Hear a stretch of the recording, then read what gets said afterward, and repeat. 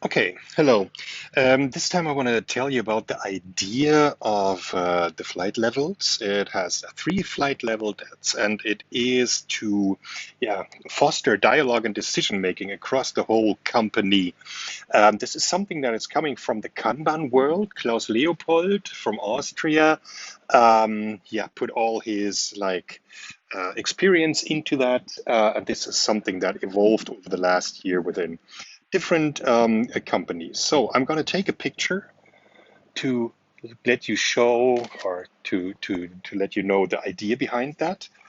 So let's take a look at this. Yeah, but it's so like flight levels. So main idea is that you have actually a level one. This is like flying with a helicopter, maybe 100 meters high, and you can really see dogs and cars and humans. So it's a very detailed view on the world and on the work world and on the tasks that need to be delivered. A little bit higher on level two, this might be like the height of a small airplane flying maybe 1,000 meters high. So you can still see trees, you can see roads, you have a detail level that you cannot see like every dog and every human anymore, but you can see like at the end of the road there is the next village, and behind that village there is like a forest maybe. And if you then take a look a little bit higher, then it is like with a passenger plane really high up in the sky. You're like, let's say, 8 kilometers high, and you can see the sea, and you can see like the next island, and behind that maybe you can already see the mainland with mountains. So it's a very, very broad overview, but very little detail. So how does this construct work then in a company to help see what is happening on which level? We have like this is the value streams. Here we have more strategic.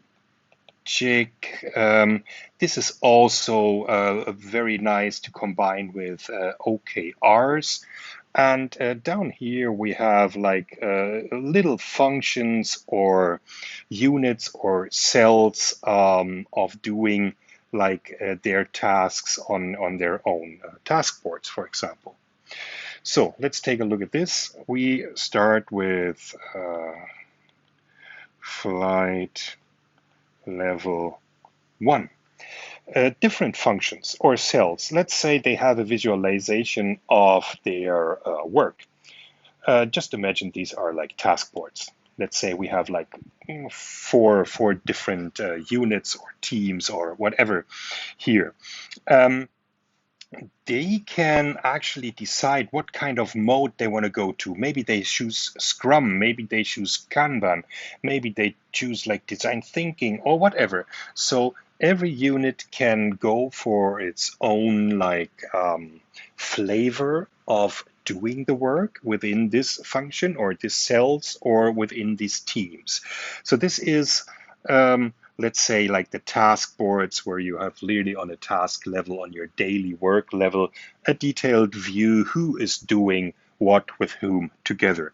Then we have the flight level 2, and this is the value stream. Actually, these people and functions here at like the basis of value creation, they somehow need to coordinate. For most things in a company, you have some kind of processes.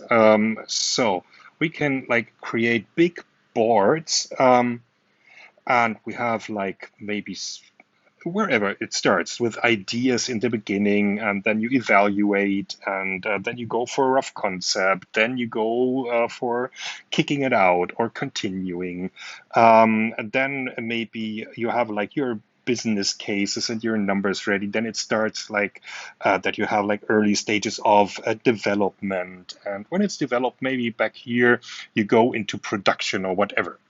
The thing is, the value for the customer is created when the idea here exits at the end and is totally done.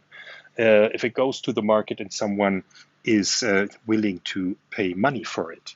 So that means actually we want to try like to accelerate that flow because this is minimizing risk.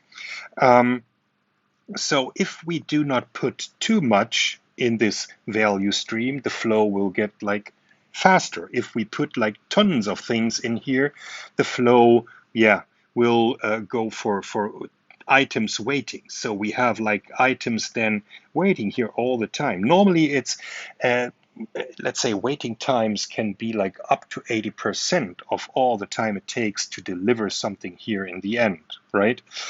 The good thing is now you start seeing what you are doing. Let's say this is like one function, and within this is what they do their work with.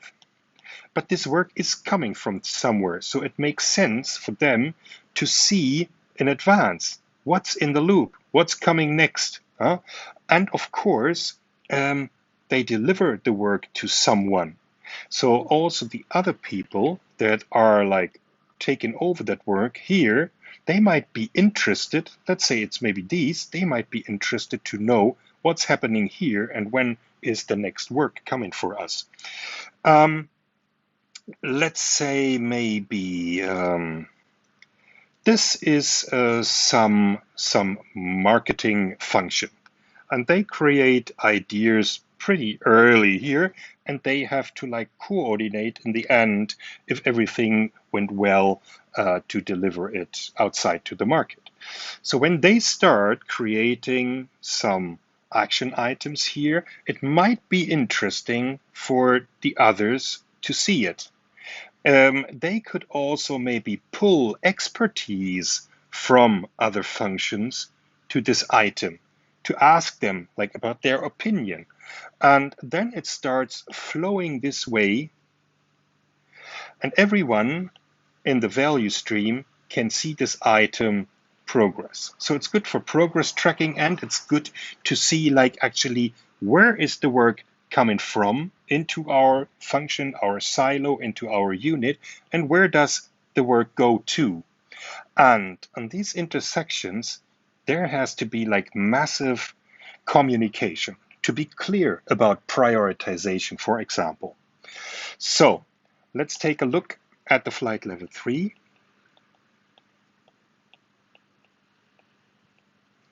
So this is a strategic level, okay? Often we have like OKRs for the whole company here. And this can be like objectives you have here. Then you can go for some key results. You might like to measure this in percent or whatever when you reach that. And then there is something else that might be interesting. So within the key results, there might be some action items, opportunities, initiatives, whatever. And you can take them and bring them to your flight level 2 board. And then they start like flowing through the company and everybody like sees them. And if someone takes some of this item to his or her department, then they exactly know why are we doing this, because the work you're doing refers to this item, and this action item is coming like from the key results from your objectives. So this is what some people also call the unbroken chain of why. It's very important for people here to know why and for whom are they doing something so that they can really use their brains. So let's give it some more words. On level 1, we normally find like operations. Level 2 is value stream, and it's allocation